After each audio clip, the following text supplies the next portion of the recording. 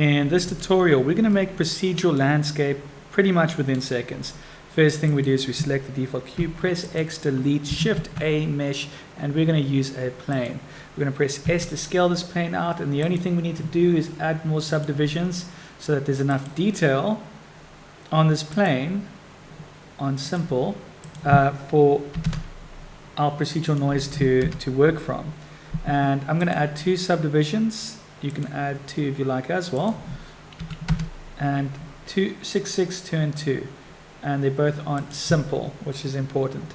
Once you've done that, you want to add a displacement modifier, and you want to press new for a texture noise, and then we're going to go to our texture properties over here, and we're going to change image or movie, and we're going to switch it to clouds. Once you switch it to clouds, we can right click, shade smooth, and there you have it. We've created a procedural noise, potentially a mountain scene, but we probably want something a little bit more, walkable. So let's mess with the size here, and you can see the size is zooming in here, which is allowing this to spread out and get thicker, as you see over here. The higher we go, it kind of smooths out, the smoother it gets, which is quite nice. And there you go, we've just created beautiful procedural noise. And you can also mess with the depth, which is quite interesting, which will show a lot more detail on the ground, which is great after you texture it, but that works.